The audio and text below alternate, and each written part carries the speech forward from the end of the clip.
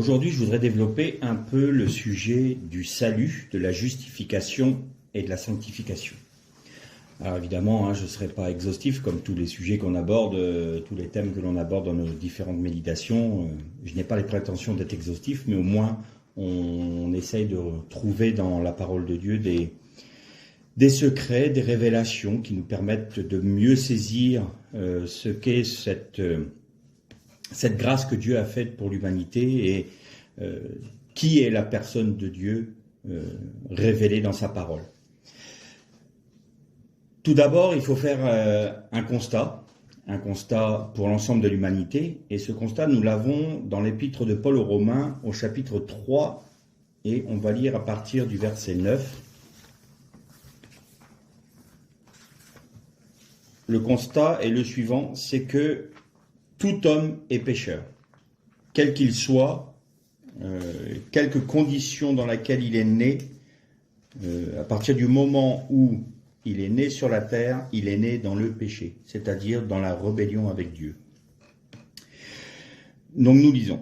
Quoi donc, sommes-nous supérieurs? Absolument pas, car nous avons déjà prouvé que tout juif et grec sont sous l'empire du péché. Selon qu'il est écrit, il n'y a pas de juste, pas même un seul. Nul n'est intelligent, nul ne cherche Dieu. Tous se sont égarés, ensemble ils sont pervertis. Il n'en est aucun qui fasse le bien, pas même un seul. Leur gosier est un sépulcre ouvert, ils usent de tromperie avec leur langue, ils ont sous leurs lèvres un venin d'aspi, leur bouche est pleine de malédiction et d'amertume, ils ont les pieds légers pour répandre le sang, la destruction et le malheur sont sur leur chemin, ils n'ont pas connu le chemin de la paix, la crainte de Dieu n'est pas devant leurs yeux. Or, nous savons que tout ce qui dit la loi, elle le dit à ceux qui sont sous la loi, afin que toute bouche soit fermée et que tout le monde soit reconnu coupable devant Dieu. Car nul ne sera justifié devant lui par les œuvres de la loi, puisque c'est par la loi, que vient la connaissance du péché. On va arrêter là pour l'instant notre lecture. Donc là, Paul établit les bases claires et précises. Qu'il soit le peuple de Dieu, donc le peuple juif, le peuple d'Israël, ou qu'il soit le grec, c'est-à-dire les païens, tous sont sous l'empire du péché. Alors évidemment, pour le peuple d'Israël, ils vivaient dans la foi d'un événement qui devait arriver, c'est-à-dire le sacrifice de Jésus sur la croix, et dans l'attente de cet événement qui devait se réaliser dans notre réalité, c'est-à-dire dans notre dimension temporelle, ici sur Terre, cette réalité céleste qui était de toute éternité. Je rappelle que l'éternité, c'est ni début ni fin. C'est pas un temps qui ne finit pas. C'est un présent permanent, perpétuel, j'ai envie de dire. Il n'y a pas de commencement, il n'y a pas de fin. C'est ça l'éternité. Et donc, ce qui est déjà établi dans la réalité de Dieu doit trouver son accomplissement dans la dimension temporelle dans laquelle nous sommes. Et donc, il y avait les sacrifices du temple ou du tabernacle à ce moment-là qui préfiguraient le sacrifice de Jésus. Donc je rappelle pour mémoire, on le rappellera un peu plus tard. Je continue sur ce thème-là avant, on va essayer d'être le plus clair possible. Donc tout homme est pécheur. Pas un seul ne peut saisir Dieu, j'ai envie de dire. À partir du moment où l'homme a transgressé le premier commandement, c'est-à-dire Ève, elle ne s'appelait pas Ève encore à l'époque, mais c'était la femme, et donc Adam, ils ont transgressé le commandement de Dieu, ils ont trahi Dieu, donc à partir de là, il y a eu une séparation. Et la séparation a fait rentrer le péché, donc ce qui est le manque du but. Péché, c'est manquer le but. C'est ne pas atteindre la cible.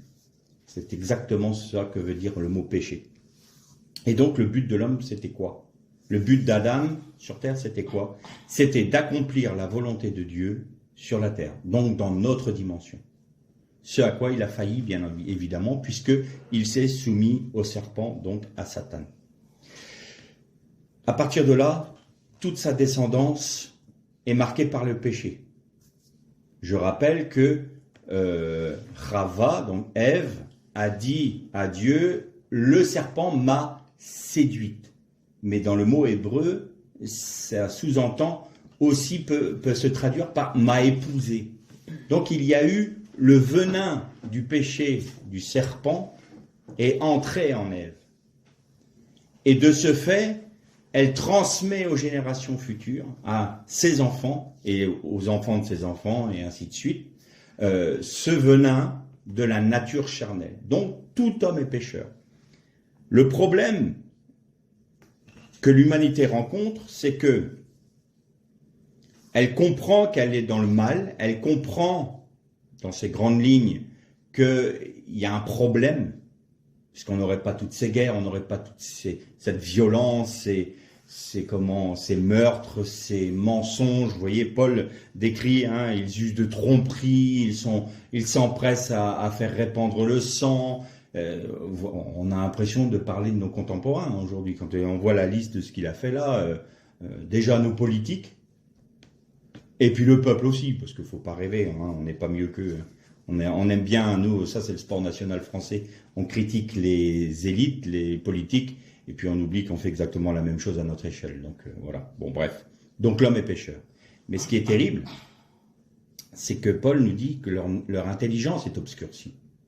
Donc l'homme qui essaye, par la philosophie, par la science, par la réflexion, de trouver une solution à cet état de perdition, il est d'avance perdu parce que il ne peut pas atteindre Dieu, puisque même son intelligence est obscurcie.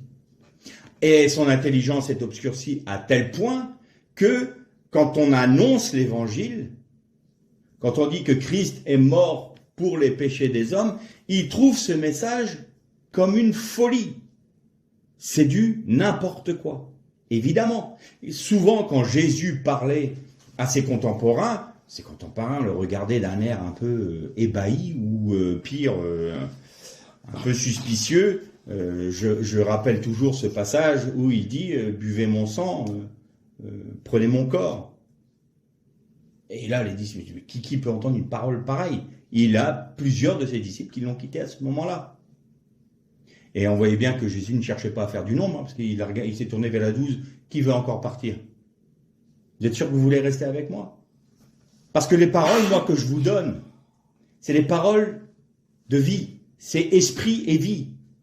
Vous ramenez tout sur le plan terrestre. Mais moi, je me place sur un plan céleste. Et donc, si vous essayez d'appréhender les choses célestes avec une pensée terrestre, vous allez rester dans vos limites.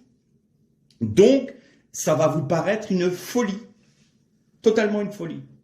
Mais si on demande au Seigneur de nous ouvrir les yeux de notre être intérieur, d'ouvrir nos yeux spirituels, alors on commence à comprendre les choses de manière spirituelle.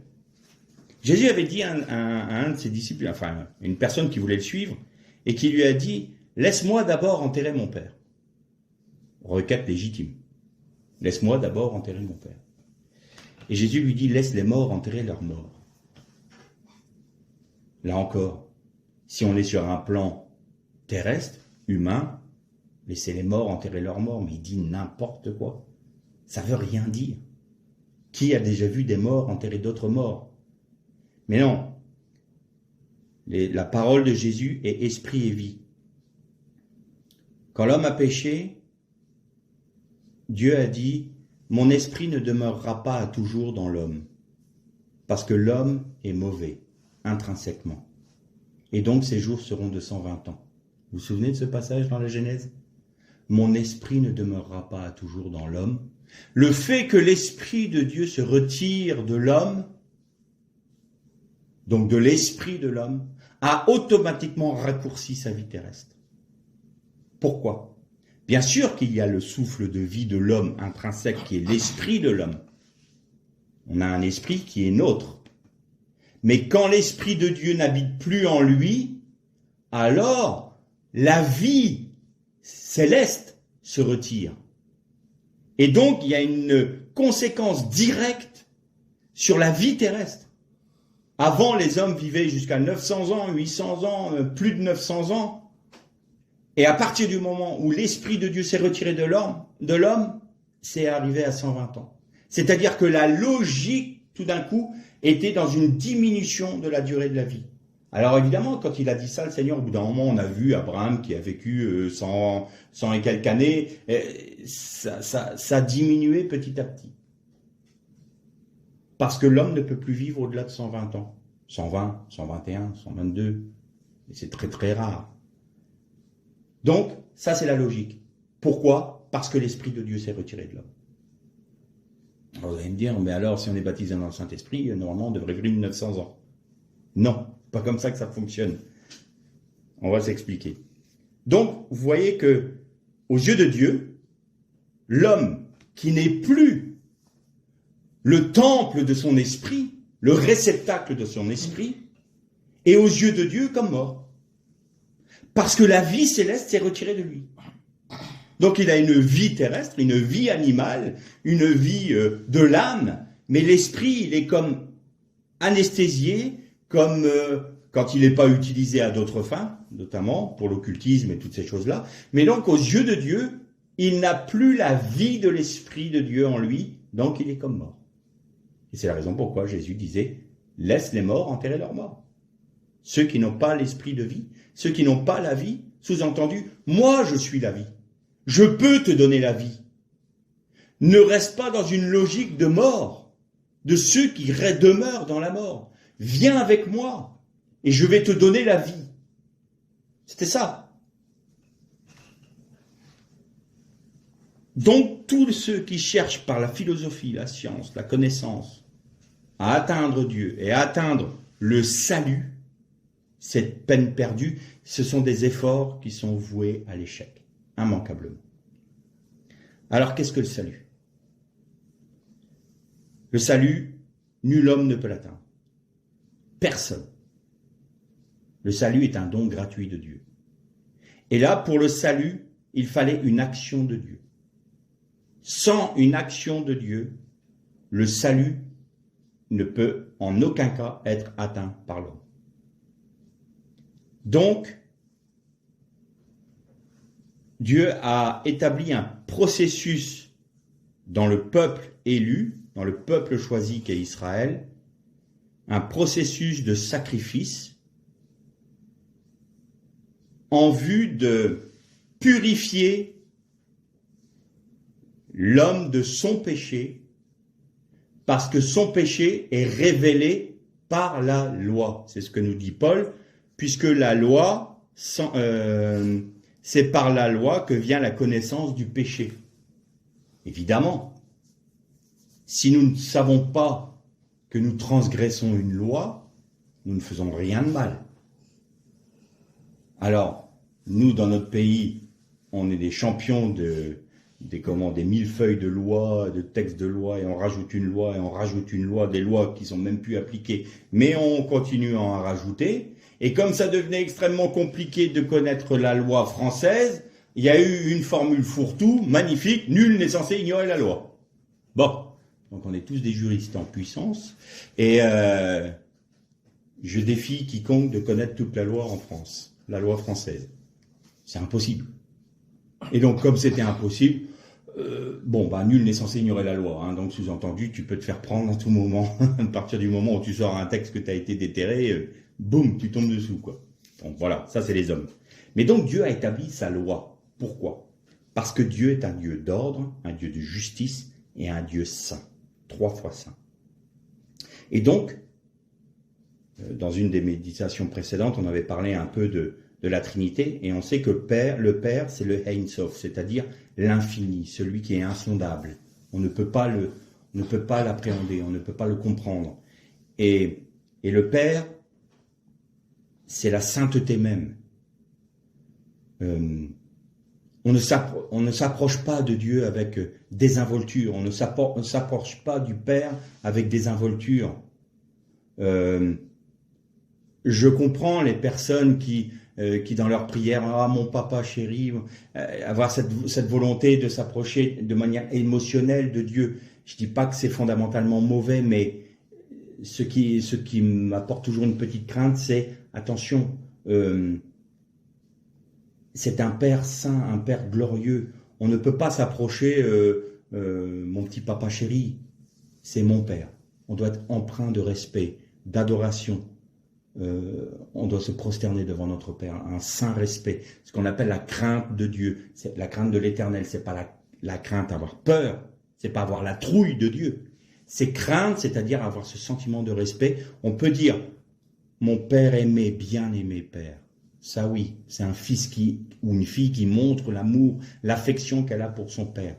Mais il ne faut pas qu'on soit familier avec Dieu. Ça ne me paraît pas être à propos.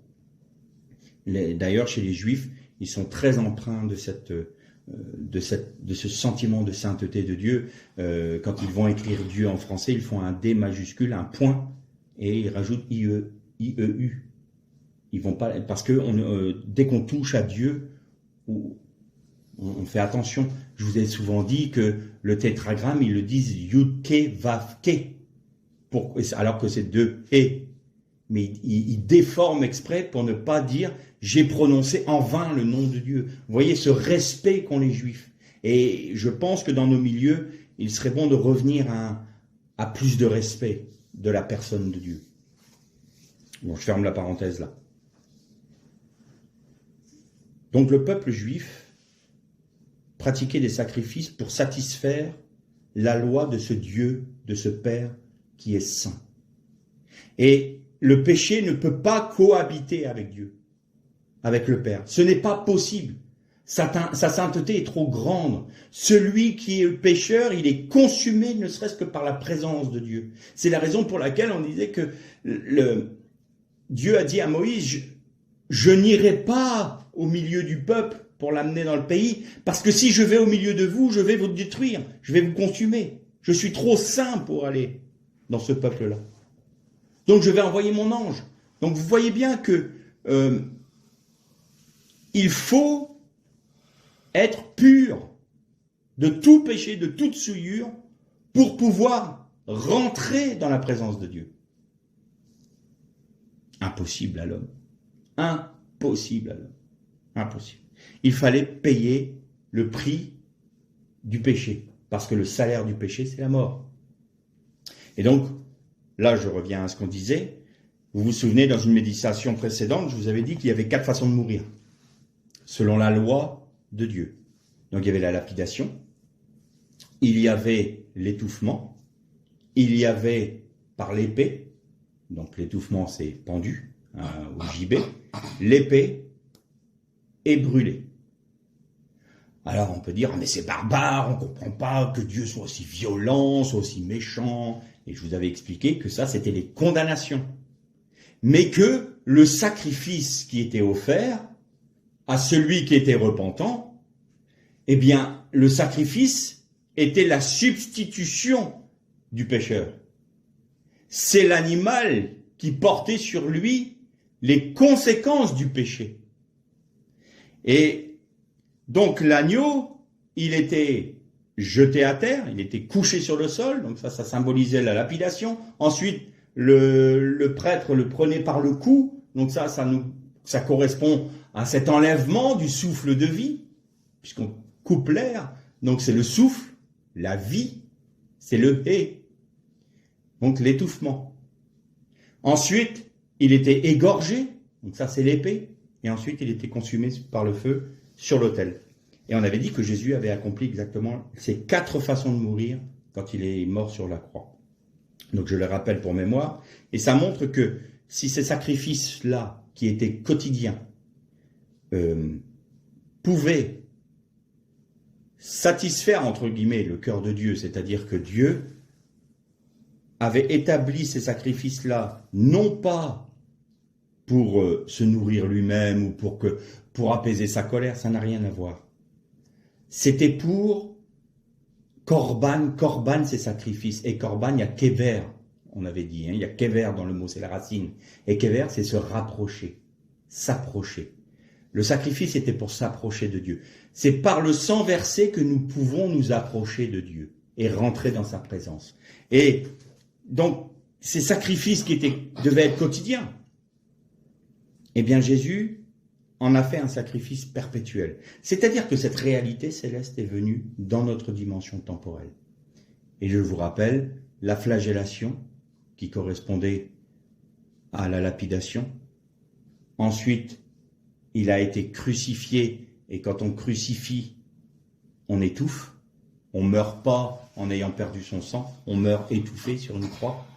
Évidemment, les clous et la lance sont le symbole de l'épée qui le transperce. Et on avait dit que la brûlure, c'est symbolisé dans la brûlure de la condamnation que ressentait Jésus quand il a été séparé de son Père. Et il a dit, pour que les Écritures soient accomplies, j'ai soif. La brûlure, j'ai soif. Donc il a subi sur lui toutes les conséquences du péché de l'humanité. À partir de là, l'homme peut trouver son salut. Donc, d'un point de vue de Dieu, tout est parfaitement accompli. Pourquoi? Parce que Jésus, en étant de l'ordre de Melchisédek et en ayant accompli les 4 façons de mourir de la loi, en ayant porté sur lui les 4 façons de mise à mort, et ayant été justifié en étant ressuscité, est un sacrifice perpétuel, c'est-à-dire c'est un sacrifice éternel qui n'a ni commencement ni fin. Et d'ailleurs, Jean ou Ézéchiel ou d'autres prophètes, Daniel, disaient « Et je voyais le Fils de l'homme comme un agneau immolé ». Donc c'est éternel dans la dimension de Dieu. Ce sacrifice-là était déjà en place.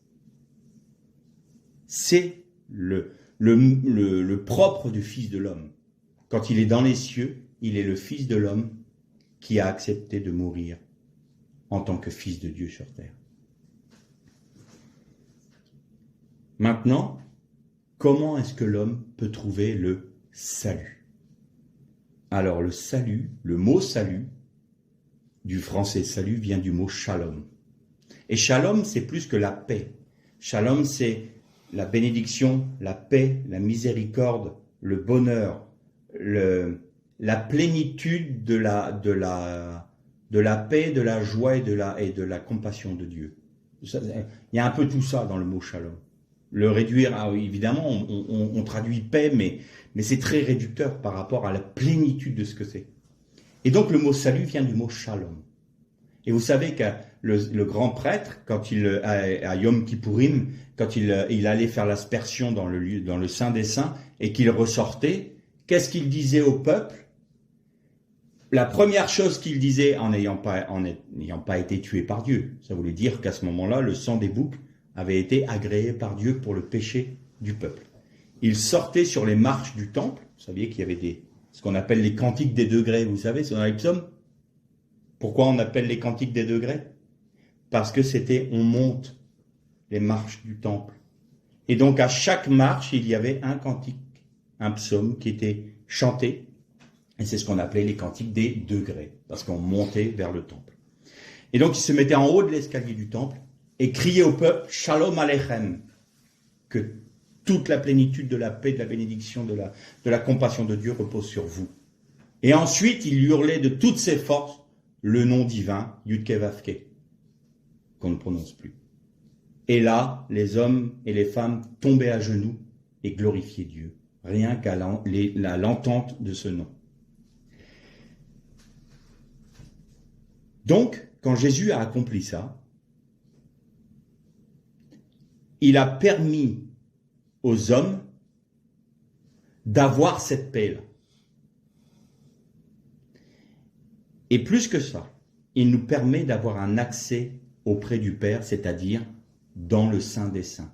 C'est la raison pour laquelle le voile s'est déchiré. Et quand Jésus, pour la première fois, est apparu aux disciples, quelle a été sa première parole? Shalom Aleichem. Il avait accompli le Yom Kippourim pour l'humanité. Et donc, il pouvait dire en tant que grand prêtre, selon l'ordre de Melchisédek, Shalom Aleichem à tous, parce que tout était parfaitement accompli. Vous voyez que du point de vue de Dieu, tout est fait. Tout est accompli. Il ne peut pas faire d'autre chose pour satisfaire sa sainteté. Mais l'homme est ce qu'il est. Et l'homme a l'intelligence obscurcie. Alors Dieu encore là va agir sur un dernier point. C'est-à-dire qu'il va mandater l'Esprit Saint pour convaincre chaque homme de péché, de justice et de jugement. Qu'est-ce que ça veut dire? Le Saint-Esprit vient. Il utilise la parole de Dieu. Alors, vous allez entendre un message, vous allez lire la parole, et tout d'un coup, il va arriver sur vous une conviction de péché. Là, tout d'un coup, vous entendez une prédication, vous lisez un livre, vous lisez la Bible, et tout d'un coup, vous êtes convaincu que oui, vous êtes perdu. Vous êtes convaincu que vous êtes un pécheur. Vous êtes convaincu que vous n'êtes pas justifié. Et vous êtes convaincu que vous allez être jugé. Parce que l'apôtre Paul nous dit, nous sommes tous sous la condamnation et nous sommes sous la colère de Dieu. Dieu est le Dieu de tous les hommes. Mais il n'est pas le Père de tous les hommes. Il est le Dieu de tous. Mais le Père de certains, de ceux qui ont accepté d'être réconciliés avec lui. Et pour ce faire, nous avons besoin d'être convaincus par le Saint-Esprit parce que notre intelligence ne peut pas accéder à cette connaissance. Alors, comment se passe ce qu'on appelle la conversion? Vous allez voir qu'on a des choses à dire sur ce mot. Eh bien, le Saint-Esprit il prend ce qui est du Christ, la parole. Jésus avait dit à ses disciples, je vous en renverrai le parakletos, c'est-à-dire l'avocat, l'homme de loi ou l'aide, le conseiller. Je vous l'enverrai et il prendra tout ce qui est de moi et vous enseignera. Donc, le Saint-Esprit utilise la parole de Dieu pour nous convaincre de péché, de justice et de jugement.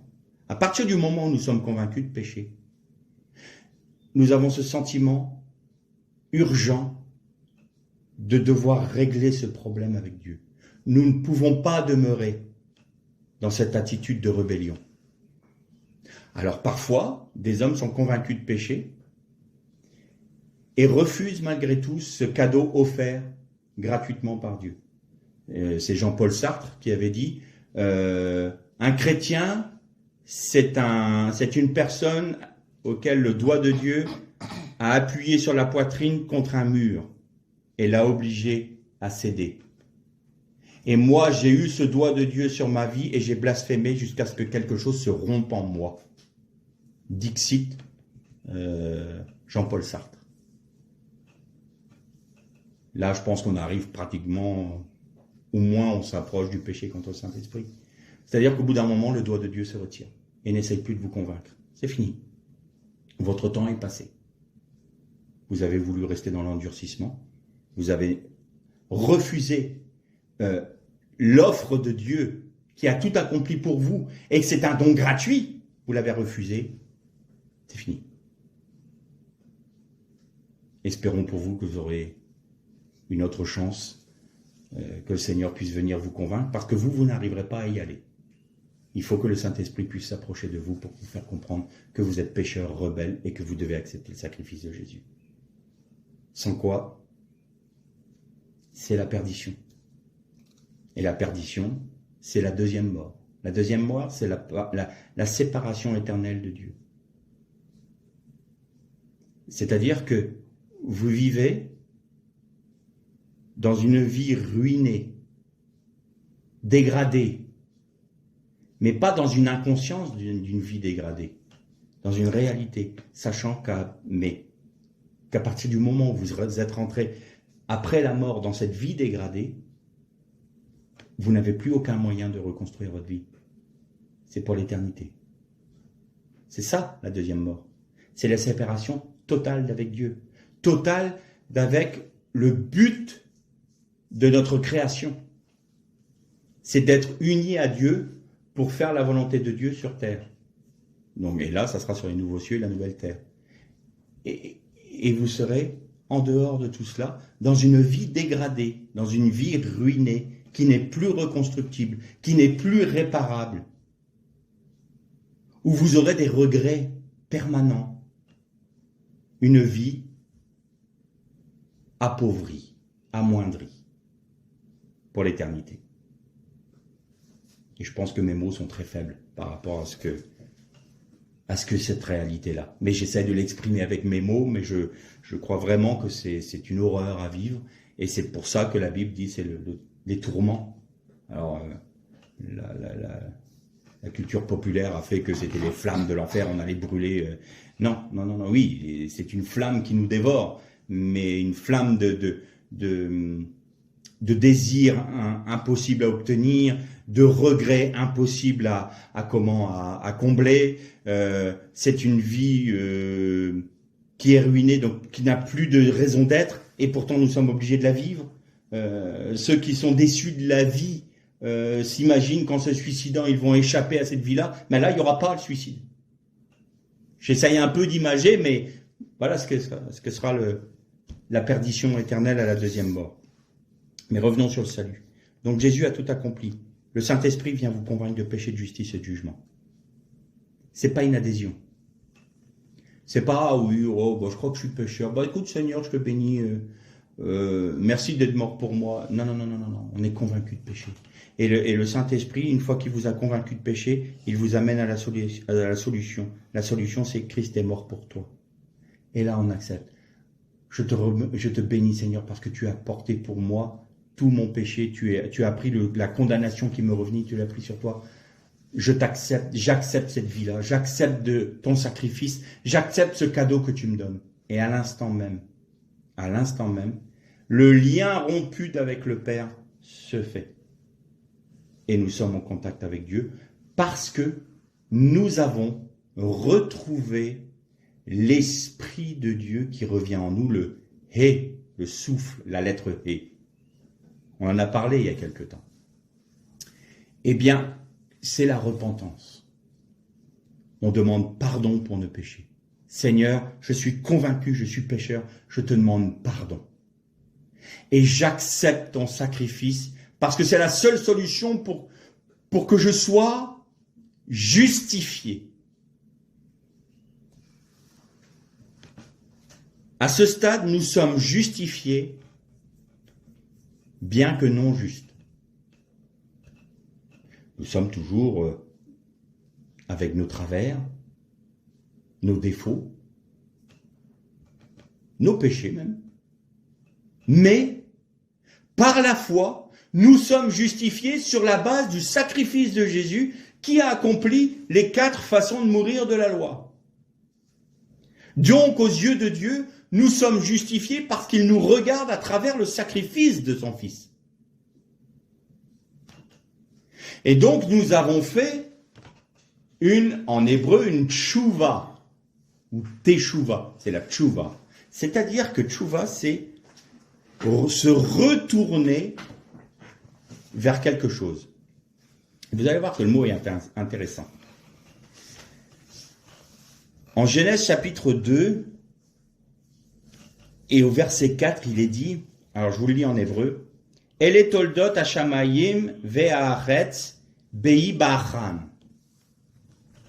Ça veut dire littéralement, « Et voici les engendrements des cieux et de la terre quand ils furent créés. » Mais là, il y a un « hé » qui est en tout petit.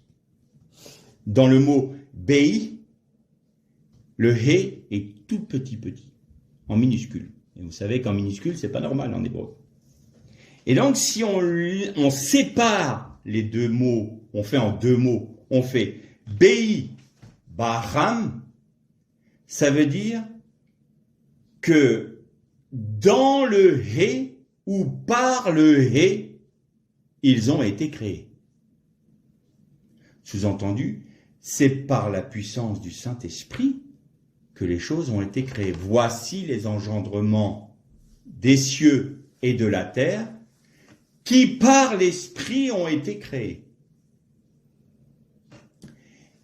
Et tchouva peut très bien se séparer également. Vous enlevez le « hé » et vous le mettez plus loin. Et vous avez tashuv, hé. Et si vous dites Tashuv, he, c'est vous retournez vers le he. Ou vous revenez vers le he, ou encore, c'est le retour du he en vous. C'est ça la repentance. Tshuva a cette dimension-là. L'esprit de Dieu qui a été enlevé de l'homme. Mon esprit ne demeurera pas toujours dans l'homme parce que le cœur de l'homme est enclin au péché. Donc la durée de sa vie sera de 120 ans. Eh bien ce hé-là, en Jésus-Christ, vous le retrouvez. On en avait parlé dans une méditation précédente. C'est le hé de la chesed, c'est-à-dire de la compassion de Dieu, qui vient en vous, la réconciliation avec le Père en Jésus-Christ. Donc voilà pour ce qui est du salut. Et voilà de la justification. Comment nous sommes justifiés? Non par nos œuvres, on ne peut pas, ni par la philosophie, la science, par nos bonnes actions, c'est pas possible. Seule la base du sacrifice de Jésus peut nous sauver et nous justifier. Et donc c'est dans la foi en ce sacrifice de notre Seigneur que nous sommes d'une sauvés, deux justifiés. Très bien. Vous vous souvenez que je vous avais parlé des 4 termes employés par Dieu à la sortie d'Égypte. Je te sortirai, je te sauverai, je te libérerai et je te prendrai. Vous vous souvenez de ça? Donc c'était Veotse, Veotseti, Veatsalti, Vegalti, Velkarti. Ça, c'est les 4 termes de la délivrance de Dieu. Parce qu'il y a une chose que l'on attend avec les Juifs, nous les chrétiens. Parce que là, nous avons les arts de l'esprit, nous dit l'apôtre Paul. C'est-à-dire qu'on a les arts du salut. Qu'est-ce que ça veut dire? Bien, on est encore soumis au péché. On est encore soumis aux pécheurs, pardon. Et dans une certaine forme, bien souvent, on trébuche, on chute, on va pécher, on va pas faire ce que Dieu désire. Tout le monde est comme ça. Donc on voit bien que le salut n'est pas encore complet. Mais on a les arts du salut. Quand vous allez acheter un bien immobilier, admettons, vous réservez la maison et vous payez des arts. Payez une partie de la somme. Donc elle vous est réservée. Intrinsèquement, la maison vous appartient. Mais vous ne jouissez pas encore de votre bien. Vous voyez ce que je veux dire? Donc, c'est à vous, mais vous n'êtes pas encore dedans. Eh bien, le salut, il est à nous, mais nous ne sommes pas encore rentrés dedans. Pourquoi? Parce que Christ n'est pas revenu, parce que nous ne régnons pas avec lui, parce que nous ne vivons pas avec lui. Donc, nous avons les arts de l'esprit, mais nous n'avons pas encore la vie pleine et entière dans l'esprit. Et donc, en ayant les arts du salut, il nous faut persévérer de manière à être rendu semblable à Dieu jusqu'au moment où, quand cette œuvre sera parfaite en nous, Christ ou le Seigneur vienne nous reprendre. Très bien. Donc la première chose que Dieu fait, il nous sort du monde. Le salut, c'est pas le salut du péché. On n'est pas sauvé du péché. On n'est pas sauvé de l'enfer. On est sauvé du monde. On est sauvé de notre Égypte. On est sauvé de la malédiction du monde. Donc, on est sorti du monde. Dieu nous sort du monde à partir du moment où on accepte le salut en Jésus-Christ. Nous avons accepté le salut, nous sommes donc justifiés par Christ, donc nous sommes sortis du monde, de la malédiction de Dieu, du monde. Évidemment, puisque si nous sommes justifiés, c'est que nous sommes sortis. Très bien. Maintenant, nous avons besoin d'être sauvés. Celui qui croira et qui sera baptisé sera sauvé. À quel moment ont été sauvés le peuple d'Israël? Quand ils ont traversé la mer Rouge. Pourquoi? Parce que la mer s'est refermée sur l'armée de Pharaon et sur Pharaon lui-même. Donc, ils ont été sauvés à ce moment-là. C'est le baptême. Le baptême est la première chose que l'on fait, le premier acte d'obéissance qu'on doit faire. Celui qui croira et qui sera baptisé sera sauvé. Alors évidemment, vous allez peut-être me dire, mais celui qui est mort, qui est en train de mourir sur son lit de mort justement, et puis qui accepte le Seigneur, il n'est pas sauvé parce qu'il n'est pas baptisé? Non, c'est pas ça que ça veut dire. Bien entendu qu'on est sauvé. C'est comme un enfant qui n'a pas d'âge de raison, qui ne peut pas comprendre ce qu'est la loi de Dieu et pas la loi de Dieu, ce qui ne sait même pas faire différence entre ce qui est bien et ce qui est mauvais. Comment voulez-vous qu'il ne soit pas sauvé, puisque Paul nous dit c'est la connaissance de la loi qui fait vivre en nous le péché. Donc le péché est révélé par la loi. Comment voulez-vous qu'un enfant, un bébé, un nourrisson, même un enfant de 3, 4, 5, 6 ans, comprenne la loi de Dieu? S'il est repris, si le Seigneur l'a repris, il est forcément sauvé. C'est dramatique ce qu'a fait, désolé pour nos frères catholiques, mais l'Église catholique a engendré des drames humains dans des familles en disant que les enfants n'étaient pas sauvés parce qu'ils étaient morts à la naissance. C'est une aberration de dire ça, c'est coupable parce qu'ils mettent un fardeau sur les familles, sur les parents, un fardeau qui n'est pas tenable. Et il leur dit, il n'y a pas de solution. Si, il y en a une, vous devez payer pour qu'il y ait des indulgences. Il n'y a pas de purgatoire, ce n'est pas biblique. Aucun texte de la Torah, de la Bible ne nous parle d'un purgatoire et de messe et comment on appelle ça, qu'il n'aimait pas, le Martin Luther, les indulgences. Vous n'avez pas à payer des indulgences pour être sauvé du purgatoire. Alors il y a le revers de la médaille de tout ça. Ça veut dire une chose, si nous n'avons pas pris la décision d'accepter le sacrifice de Jésus à notre mort, on ne pourra pas l'accepter plus tard.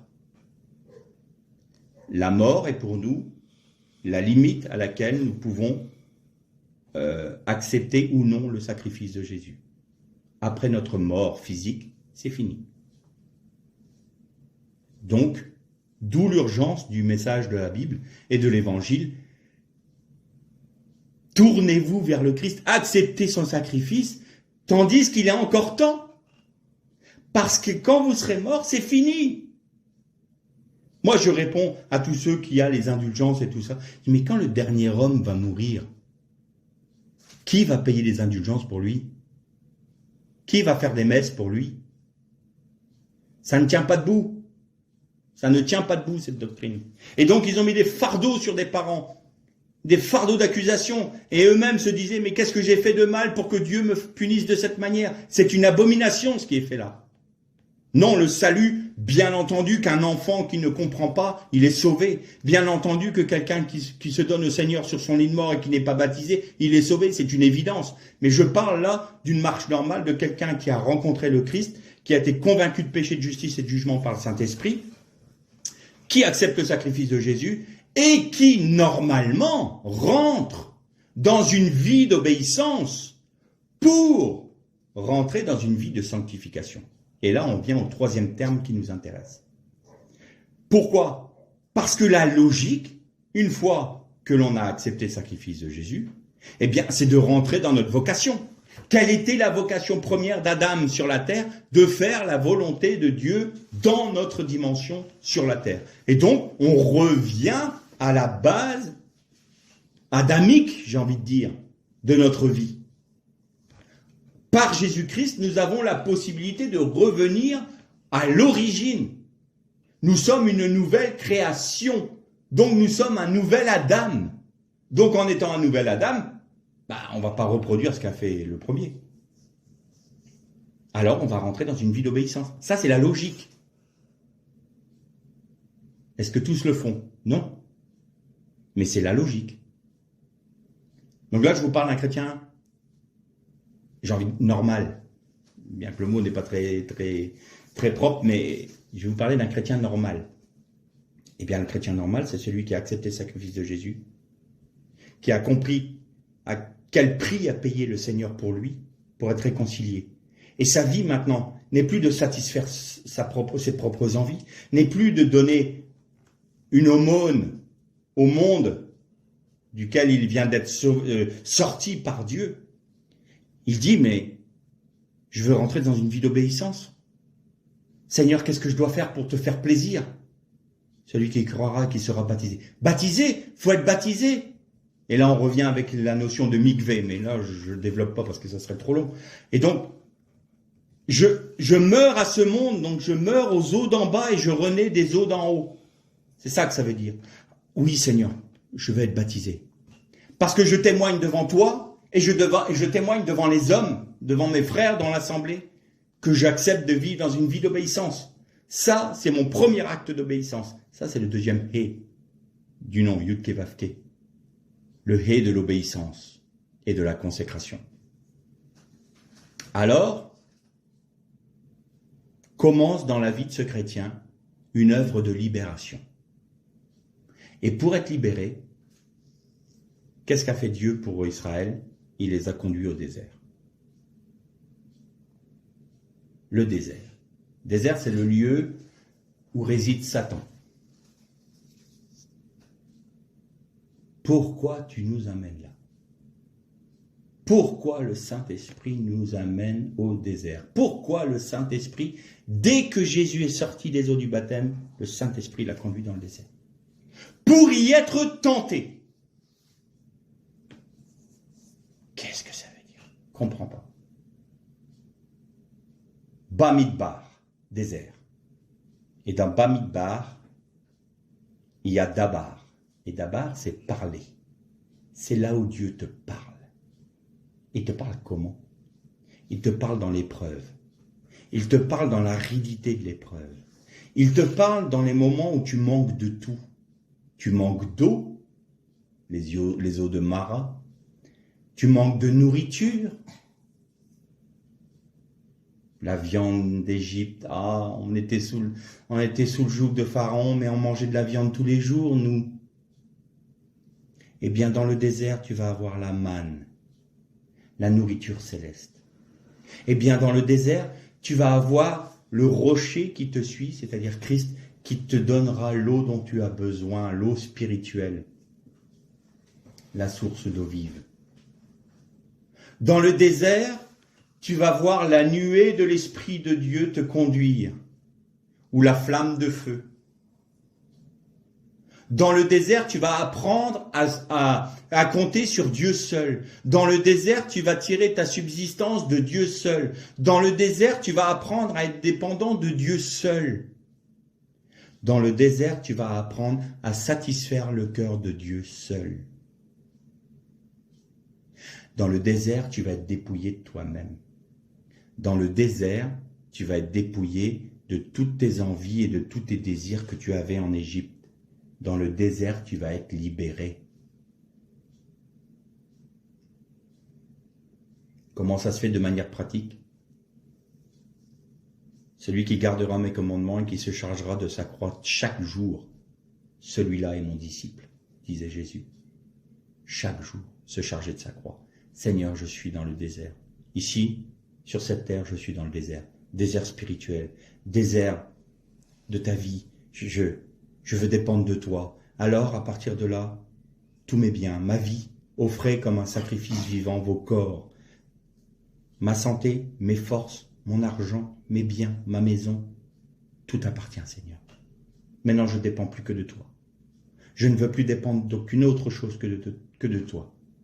Seigneur, je suis mort à cette vie-là. J'ai été plongé dans les eaux du baptême, c'est-à-dire que les eaux d'en haut ont purifié les eaux d'en bas, et je suis sorti de cette réalité terrestre qui m'engluait sous la malédiction, et maintenant, je vis en nouveauté de vie.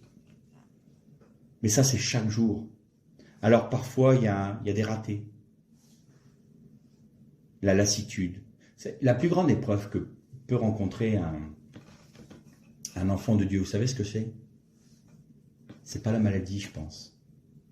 C'est pas un coup dur dans la vie. C'est la lassitude de la petite vie quotidienne. L'homme aime bien voir les choses évoluer. Mais quand tous les matins il faut se lever, aller à son travail, rentrer, se coucher, se relever, aller à son travail, se coucher, se relever, aller à son travail, et ainsi de suite.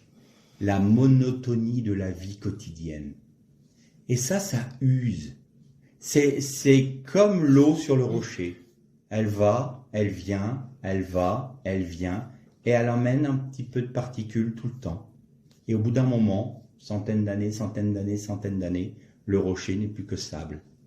Eh bien, la lassitude de la vie quotidienne a cette action abrasive sur notre vie spirituelle. Et elle l'use. Et si nous n'y prenons pas garde, au bout d'un moment, nous réalisons que nous sommes sortis de cette vie de consécration. Des anciennes tendances reviennent, des anciens, sans parler de péché, mais anciennes petites habitudes qu'on avait dans le monde reviennent. On a une décision à prendre, on ne va plus forcément demander au Seigneur de nous conduire. On va laisser nos pensées, notre intelligence prendre le relais. Ça, c'est l'usure du temps. Ça use notre foi, ça use notre vie spirituelle. Et alors, le Seigneur Jésus dit, chaque jour, chargez-vous de votre croix. Chaque jour, le matin, vous vous levez, Seigneur, je suis mort à moi-même. Je ne me rémémore que je suis dans une vie de consécration. Je dépends de toi. Seigneur, cette journée, je veux dépendre de toi. Il peut y avoir des ratés. Très bien. On fait tchouva. On se repent. Pardonne-moi, Seigneur, parce que là, je n'ai pas cherché ton conseil. Pardonne-moi, Seigneur. Et nous sommes pardonnés tout de suite. Si nous prenons cette habitude, j'ai envie de dire, si nous prenons cette hygiène de vie spirituelle, alors rien ne peut nous atteindre et nous serons forts dans la tempête. Parce que nous saurons dépendre de Dieu. Nous ne serons plus ballottés par une épreuve qui survient. « Ah, mais comment ça se fait? Ça allait bien depuis ce matin, et puis là j'ai 3 nouvelles qui viennent d'arriver, les impôts viennent de tomber, je pensais que j'avais 500 € à payer, puis j'en ai pour 1500, et là la voiture elle commence à faire du bruit, elle est en train de me lâcher, et puis j'ai ma bonne femme là qui m'a encore râlé dessus parce que j'avais laissé traîner mes chaussettes. Et ça me met hors de moi. Je vous préviens, ça va péter. » Ben oui. Tiens, elle est où la croix, là? Ah oui, c'est vrai. Après m'être bien énervé, avoir incendié mon épouse, en lui disant que c'était pas juste avec tout le boulot que je faisais, je comprends pas pourquoi la chose qu'elle m'a demandé 100 fois de faire, et que j'ai dit 100 fois je le ferai, que je ne fais toujours pas, ça puisse un peu l'agacer aussi. Je ne comprends pas que le Seigneur, ma voiture, elle lui appartient pas. Seigneur, quand j'étais bien, je t'avais pas dit tout mon corps, tous mes biens, tout mon argent, tout mes... Ah oui. Seigneur, les impôts là, mais je sais. Tu manques d'eau? T'as plus de viande? Demande-la moi. Si tu dépends de moi. Ah ben oui, Seigneur, c'est vrai, si je m'étais pas énervé, peut-être que j'aurais commencé par te dire, Seigneur, regarde, je te présente ma feuille d'impôt. Je peux pas payer. Donne-moi de quoi le faire. Je te remercie, Seigneur, parce que je dépends de toi. Seigneur, ma voiture a des problèmes. Donne-moi les moyens de pouvoir soit réparer ou fais en sorte qu'elle tienne. Seigneur, je dépends de toi. Seigneur, je te demande pardon parce que c'est vrai que mes chaussettes, je les ramasse jamais. Maintenant, je prends l'engagement de le faire. Mais Seigneur, aide-moi parce que j'oublie tout le temps. Je suis un homme. Donc on a la mémoire, enfin du moins qu'on a la mémoire sélective. Donc Seigneur, je prends l'engagement. Mais rappelle-moi, Seigneur, que je dois le faire. Parce qu'au moins, ça va soulager le travail de mon épouse. C'est tout simple, hein? Ah, ça paraît magnifique comme ça. On le fait? C'est rare, hein? Alors, je vous juge pas, je suis pareil, je suis le premier, moi. Et le Seigneur m'a éduqué à travers mon épouse aussi. Hein. Voilà. Je vous dirai pas tous les secrets, mais ça marche. Voilà, ça c'est notre croix. J'ai pas dit que ma femme était ma croix. Hein. J'ai dit que c'était l'œuvre de la croix. Parce qu'attention, après, on peut mal interpréter mes propos. Je voudrais pas avoir des problèmes plus tard. Si jamais mon... Elle n'est pas là aujourd'hui, donc si jamais elle entend le message, je voudrais pas non plus avoir des soucis. Bon, non, blague à part, le Seigneur utilise tous ces petits instants de la vie pour nous rendre malléables entre ses mains. Et donc, quel est le résultat de tout cela? Eh bien, le résultat de tout cela, c'est qu'il va nous prendre. Et ça, c'est le dernier thème. le dernier terme employé pour le salut. Et donc, c'est ce qu'on attend avec les Juifs. En hébreu, on appelle ça la Géoula. La Géoula, c'est la grande délivrance. C'est-à-dire que nous allons rentrer dans le règne messianique. Et là, je terminerai par ça, ceux qui font ce processus-là, donc c'est ce que j'appelle entre guillemets les chrétiens normaux, vont régner avec Christ. Eux vont régner avec Christ. Parce que Dieu fait de ces hommes et de ces femmes-là son peuple. Et dans l'Apocalypse, quand il est parlé des vainqueurs, il est dit « Je serai leur Dieu et ils seront mon peuple ». Ça, c'est les vainqueurs. C'est ceux qui ont accepté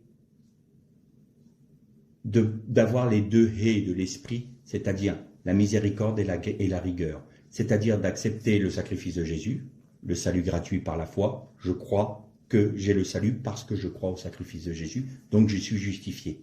Mais la sanctification, c'est être mis à part par Dieu, c'est être passé par le désert pour être dépouillé de nous-mêmes, pour dépendre de Dieu.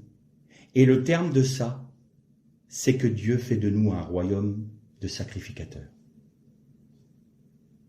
Et nous sommes appelés à régner avec Christ. Et ça, c'est « je vous prendrai comme peuple ».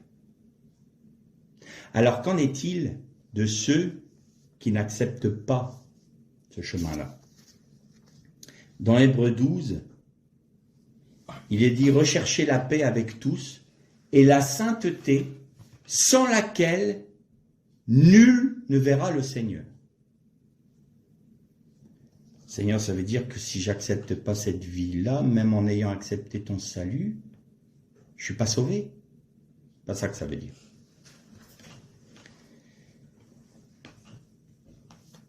Ne pas rentrer dans le processus que j'appelle normal, hein. Donc c'est-à-dire les 4 termes de la délivrance, c'est prendre un très gros risque parce que nous sommes sujets aux tentations, aux attaques diaboliques, et nous pouvons faillir dans la foi. Ceux qui vont régner avec Christ, dans le livre de l'Apocalypse, il est dit, ce sont les appelés, les élus et les fidèles. Ce n'est pas trois catégories de personnes, c'est une seule et même catégorie. C'est-à-dire que tous les hommes sont appelés. Tous sont appelés à être sauvés en Jésus-Christ. Ensuite, parmi eux, il n'y a qu'un petit nombre qui sont élus, qui vont accepter le sacrifice de Jésus. Mais ce n'est pas encore la finalité, c'est ceux qui sont fidèles, celui qui garde la parole de Dieu en lui. C'est-à-dire ceux qui s'attachent à faire la volonté de Dieu par le Saint-Esprit et en laissant Christ vivre en eux. C'est ceux-là, les appelés, élus et fidèles. Et jusqu'à la fin, c'est pas parce qu'on commence la vie de vainqueur que l'on terminera en vainqueur. On peut très bien abandonner la vie de la croix. On peut très bien dire, hop, moi j'en ai marre. Trop, c'est trop. Ah, moi, il y a des pans de ma vie que j'ai pas envie de donner au Seigneur. Mais plus on avance dans la croix, plus on constate que le Seigneur prend des parts de vie en nous disant, t'acceptes que je touche ça? Ah non, là, non, Seigneur, ça, je le garde. Très bien, le Seigneur se retire. Le Saint-Esprit est une personne tellement délicate qu'on peut l'attrister. Elle peut se retirer, cette personne peut se retirer tout de suite. Elle est très sensible. Très sensible. Et donc, le Saint-Esprit dit, tu permets? Est-ce que tu me permets de toucher ça dans ta vie? Non, je ne veux pas. Ok, je ne toucherai pas. Et puis on va continuer. Puis là, on va constater qu'on ne fait plus de progrès spirituel. Et le Saint-Esprit nous dit, tu ne fais plus de progrès parce que je dois traiter ce problème-là dans ta vie, mais il faut que tu me laisses. Donne-moi l'autorisation d'utiliser Christ pour traiter ce problème. Est-ce que tu le veux? Et là, tout d'un coup, on cède. Oui, d'accord, j'accepte. Parce que moi, je ne peux pas rester dans une vie aussi médiocre. Et là, le Saint-Esprit agit. Et Christ prend de la place et grandit en nous. C'est ça, la vie de sanctification. C'est laisser le Saint-Esprit agir pour qu'il produise la vie du Christ dans notre être, dans tous les aspects de notre être. Que Christ prenne toute la place. C'est ça l'objectif. Et donc, Le risque, si on ne laisse pas croître Christ, c'est qu'on va garder nos envies, on va garder nos anciennes habitudes. On va être sorti de l'Égypte. On va être sauvé de l'Égypte. Mais on ne va pas être libéré de l'Égypte. Et si on n'est pas libéré de l'Égypte, on ne peut pas être parmi le peuple des sacrificateurs. C'est pas possible. Parce qu'on ne peut pas mélanger, Dieu ne peut pas. Ce qu'il regarde dans notre vie, c'est la mesure de Christ qui est en nous. Mais si nous refusons que Christ croisse en nous, nous ne sommes pas des sacrificateurs. Nous sommes handicapés. Et vous savez qu'aucun homme handicapé ne pouvait être prêtre. Tout comme aucun animal handicapé ne pouvait être sacrifié. Si nous sommes handicapés spirituellement, nous ne pouvons pas être des prêtres. Nous ne pouvons pas être des sacrificateurs. Alors, qu'en est-il pour ces hommes-là et ces femmes-là? J'ai envie de dire, il y a une grande majorité aujourd'hui dans les églises. Alors, je ne vous parle même pas de ceux qui ont juste adhéré, qui ne sont même pas passés par la repentance. Ils sont arrivés dans un groupe, ils ont dit « Oh, c'est chouette, on est bien ici. » Et puis voilà. Et alors là, là, je suis désolé, mais il n'y a pas de salut, là. On n'est même pas dans le salut. Donc là, ce qu'il faut, c'est qu'ils soient convaincus de péché, qu'ils se repentent et qu'ils acceptent le sacrifice de Jésus dans leur vie. Ce n'est pas de ces gens-là que je parle. Mais je parle de ce qu'on appelle communément les chrétiens mondains, ou les chrétiens tièdes. Eh bien, l'apôtre Paul nous en parle. Il nous dit, leurs œuvres seront consumées par le feu du dernier jugement. Leurs œuvres seront consumées. Parce que ceux qui vivent la plénitude de la vie du Christ produisent des œuvres. La foi produit des œuvres bonnes à la gloire de Dieu. On fait tout pour la gloire de Dieu. Que je mange, que je boive, que je dorme, que je parle, que je pense, que tout soit pour la gloire de Dieu. Dans les moindres détails. Dernièrement, le Seigneur m'a fait comprendre que je devais le glorifier en me nourrissant d'une bonne manière. Que le gavage des oies, c'était pas forcément pour moi. C'est ça que ça voulait dire. Donc, on prend des dispositions. Seigneur, d'accord, j'ai compris. Tout pour ta gloire. Et donc, eux seront sauvés, mais comme à travers du feu. Et sans la sanctification, nul ne peut voir le Seigneur. Qu'est-ce que c'est? C'est les vierges folles qui veulent rentrer dans le royaume, aux noces de l'agneau. Ils veulent rentrer dans le royaume. Mais je vous ai jamais connu, dit Jésus. J'ai jamais pu grandir en vous. Vous m'avez pas laissé croître en vous, je vous connais pas. Donc vous pouvez pas le voir. Vous savez que chez les Juifs, il y a 7 cieux.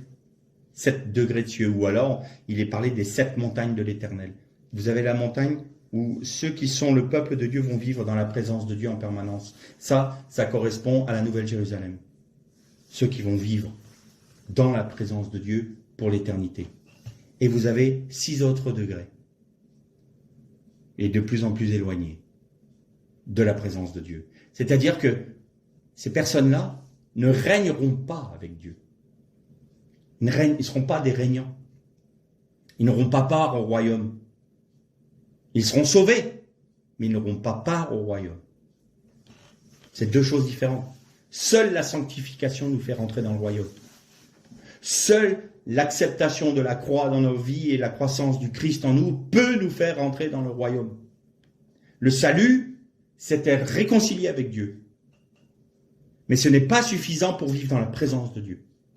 Il nous faut être dépouillés de nous-mêmes.